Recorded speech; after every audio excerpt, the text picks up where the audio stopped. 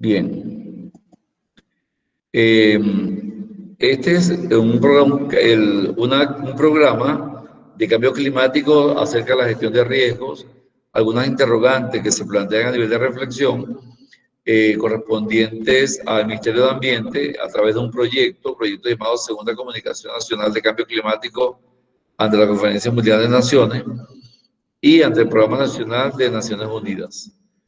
En cuanto a la Constitución de la República Ecuatoriana, la Constitución establece en la sección 9ª un artículo 389 sobre la gestión del riesgo. Ese artículo de la Constitución ecuatoriana establece que el Estado protegerá a la persona. Fíjense que no dice gobierno, el gobierno de Lenín o el gobierno de Lazo, el gobierno de Correa, sino el Estado en forma permanente, cualquiera sea su presidente. El Estado protegerá a la persona, colectividades y la naturaleza frente a los efectos negativos de los desastres de origen natural o antrópico, es decir, de origen humano. Cuando la palabra antrópico significa origen humano.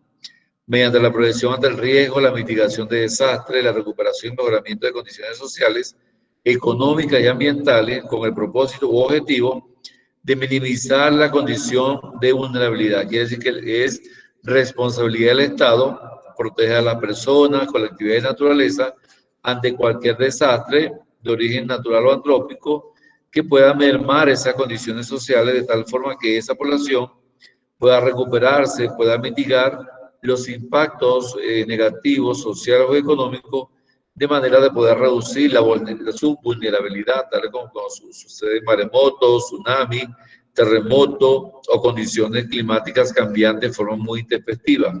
Por otra razón, en la misma Constitución ecuatoriana... Magister, disculpe que le interrumpa. Dice Dígame. la compañera que ya ha podido conectarse al internet, si es que le puede dar. Ya va. ¿Cuál compañera? Ah, ya va, no me di cuenta. Listo. Hualca, conecte su cámara. Adriana Delgado. Continuamos. También en la Constitución ecuatoriana, en el artículo 413 y 414, son referidos a la sección biosfera, ecología urbana y energía alternativa.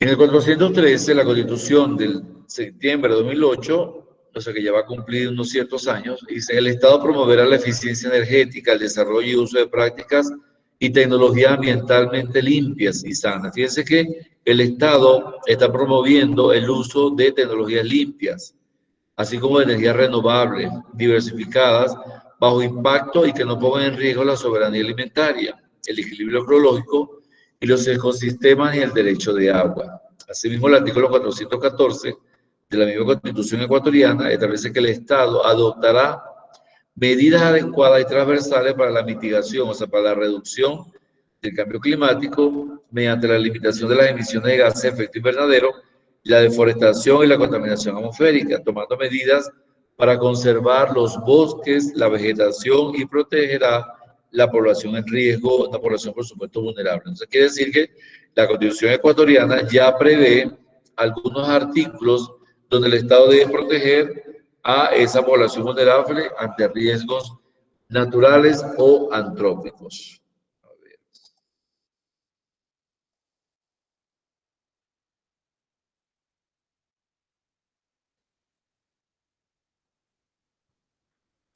Bien, entonces ahí el dilema, cambio climático, clima actual y futuro, componente natural, la variabilidad climática que nunca va a variar, o sea, siempre vamos a estar frente a impactos climáticos, es lo que se le llama variabilidad climática.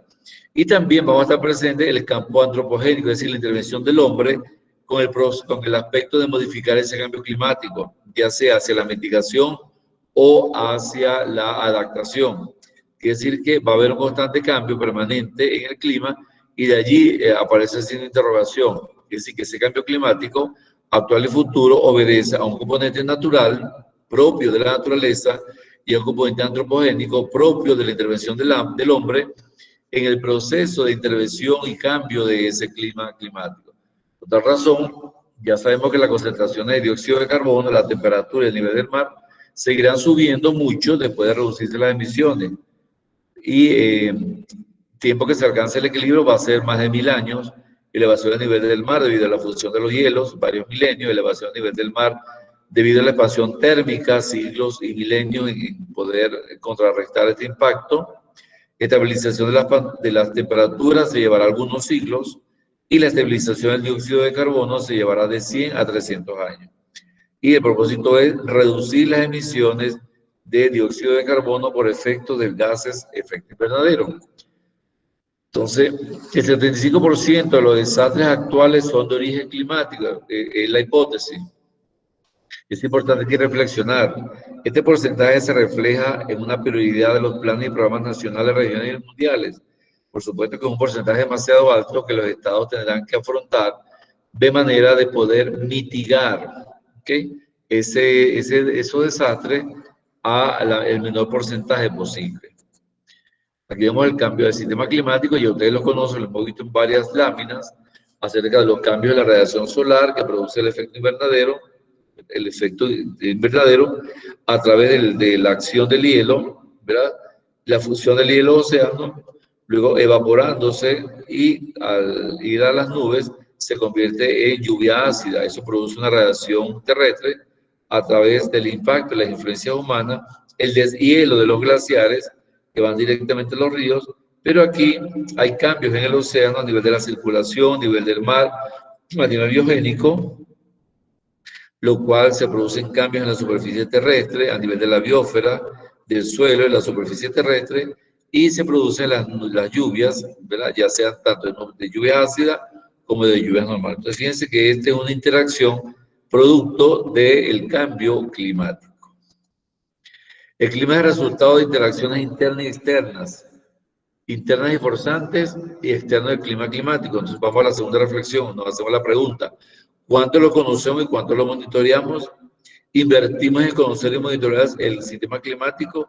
La inversión es muy poca, en verdad se invierte muy poco. Sí conocemos los impactos negativos que genera ese cambio climático, sin embargo, es muy poco el esfuerzo mundial que se ha hecho para lograr que ese impacto de gases de efecto invernadero reduzca el dióxido de carbono. Por eso siempre están presentes las amenazas, por ejemplo, principalmente en el sector agropecuario, y es que lo que ustedes cuando ven el video, los videos, se van a dar cuenta. Este impacto negativo en el sector agropecuario está generado dependiendo del cultivo, el lugar geográfico, el desfase de la época lluviosa, la variación de la cantidad, de frecuencia e intensidad de precipitación en forma permanente, olas de calor, olas de frío, y las agrometeorológicas que siempre están dañando los cultivos, ¿verdad? Las propias inundaciones dañan los cultivos del trabajo agrícola. Incertidumbre acerca de la evaporación, retroceso de los glaciares y eventos extremos de larga duración, tales como el caso del Niño y la Niña. En el mundo, durante los últimos años, ha registrado variaciones significativas. La ocurrencia de eventos extremos como las inundaciones que habíamos comentado, las sequías, olas de calor, olas de frío, de fase de épocas lluviosas y lluvias intensas en forma permanente. De aquí sube la reflexión 3. ¿Estamos preparados para enfrentar estos eventos? No, no lo estamos. Tenemos que actualizar la tipología de las amenazas, por supuesto, hay que edificar, porque cada vez que se genera un cambio climático a nivel mundial, existen nuevas amenazas y, por supuesto, el hombre tendrá que buscar la forma de poder minimizar esas amenazas y convertirlas en fortaleza. Por lo tanto, continuamos con inundaciones y sequía de larga duración, sí, hasta que la condición climatológica lo establezca, porque ya son efectos naturales.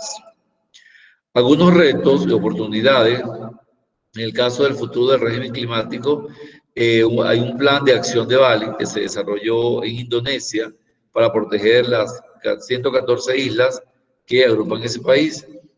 Entre los temas que fueron llevados en esa conferencia, se establece una visión común de la cooperación a largo plazo, que incluye un objetivo mundial para la reducción de las emisiones con el fin de alcanzar el objetivo fundamental de la Convención de Indonesia.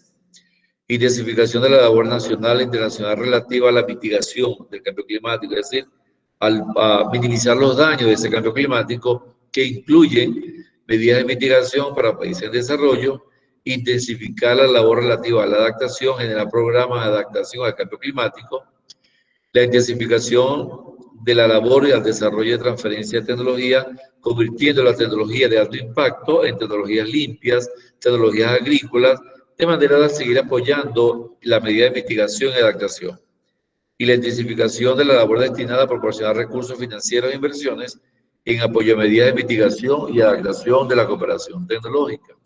Por lo tanto, es una oportunidad, ya que los países estamos obligados a desarrollar procesos nacionales al más alto nivel político. Por lo tanto, eso debe a que la Constitución, en el caso de la Constitución ecuatoriana, establece que el Estado debe proteger a esa población y producto de los factores naturales como de factores antropogénicos.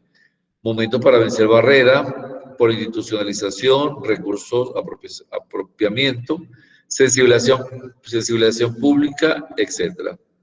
Y los riesgos, la gestión de riesgos es parte de ese plan mundial, producto de la reunión que se llevó a cabo en Indonesia.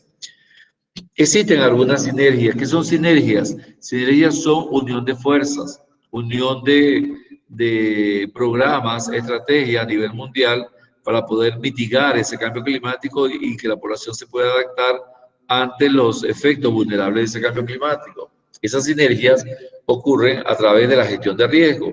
Por lo tanto, el cambio climático es importante analizar cuáles son sus causas, cuáles son sus efectos a nivel de la mitigación y a nivel de la vulnerabilidad y adaptación. Y con respecto a la gestión de riesgo, establecer estrategias, diseñar estrategias para minimizar las amenazas de esos cambios climáticos. De manera que si se realizan sinergias o alianzas estratégicas, ayudas mutuas entre los países, esas amenazas van a ser mucho menos impactantes o van a ser más reducidas. Y es aquí, en esos efectos, y en esa sinergia, en esa reducción de amenazas, donde ocurre el marco de acción jurídico de cada uno de los estados por lograr ese propósito. Se establecen oportunidades para ser parte y apoyar el desarrollo a largo plazo, tales como la planificación para el desarrollo nacional, un sistema nacional de riesgo, que en Ecuador también lo hay en cada uno de los países, llevando a cabo la reducción de las amenazas climáticas y la reducción de las amenazas geológicas por efecto de vulnerabilidad de la Tierra. Como mensaje final tenemos que hay que unir esfuerzos, identificar sinergias, actualizar nuestras agendas a nivel gubernamental, aprovechar los retos actuales, ya que el desarrollo de nuestros pueblos es nuestra meta común. Esos son los mensajes finales de esa confederación, donde participó el Ministerio de Ambiente de Ecuador y también el Programa Nacional de Naciones Unidas, llamado Proyecto Segunda Comunicación Nacional del Cambio Climático de las Naciones Unidas. ¿Alguna duda, alguna pregunta? No, listen. Ok, entonces ahorita, ustedes van a trabajar sobre esta actividad. Hay tiempo suficiente. Esta actividad de cierre. Esta y esta que se las preparé para que se distraigan, puedan pensar, puedan reflexionar. Este es un video que lo van a ver y van a hacer un resumen de 3 cuartillas. ¿Saben lo que es una cuartilla? No, listen. Ok, vamos a ver. Yo debería mandarlo a investigar, pero vamos a ver qué es una cuartilla. Una cuartilla es una página. Esa es una cuartilla. Entonces dice, hoja tamaño carta debe ser escrita a máquina o escribir en computadora. Una cuartilla puede contener una cantidad aproximada de 1.700 letras, caracteres, entre 200 y 250 palabras si es en español o 300 si es en inglés. Lo que se conoce como cuartilla corresponde a una cuarta parte, es decir, a una página. Esa es una cuartilla. Por ejemplo, con una cuartilla, ¿verdad? Tamaño carta, letra Arial 12 o New Times Roman 12, la computadora con márgenes inferior derecho e izquierdo de 2 a 2.5 centímetros. Pero si me piden 2 cuartillas, serían 2 páginas. ¿Ok? Aquí está. 3 cuartillas, 3 páginas. Entonces, eso es una cuartilla, 2 cuartillas o 3 cuartillas. ¿Dónde estoy? Aquí. Entonces, ese es un video. Y otro video que lo van a ver también es este. Uno es sobre el cambio climático explicado y el otro sobre el cambio climático específicamente en Ecuador, que es donde se cohabita. Aquí es de 4 cuartillas. Entonces, tienen hasta las 11:30 para que hagan esa actividad ahorita. Entonces ya pueden comenzar, tiempo suficiente para que vean los videos. Los videos duran como son 5, 10 minutos, 20 minutos creo, y entonces hacen esa actividad que la voy a evaluar en un rato. ¿Dudas, preguntas? Dicen, ¿podemos hacer a mano Sí, o tiene que no, ser a lo computadora? puede hacer a mano, escanearlo y subirlo en PDF, eso no importa. Pero que sea en letra legible, letra imprenta. Keila Meneses. Dicen, entonces tenemos que hacer esa cuartilla sobre el video. Sobre los 2 videos, sí, cada actividad es un video. Ah, ya, dicen. Ok, entonces háganlo ahorita, puesto que se vence en un rato. Para eso es el tiempo suficiente de la clase para que se dediquen a ver los videos. Entonces, aprovechen este tiempo de la clase para que hagan la actividad. Y recuerden que el examen es el martes de 10 a 10:30 de la mañana. Muchas gracias, hasta luego. Si Dios mediante, nos vemos el próximo jueves. Hasta luego, Lice. Hasta luego. Gracias, Lice. Hasta luego, Ok. Lice. Hasta luego.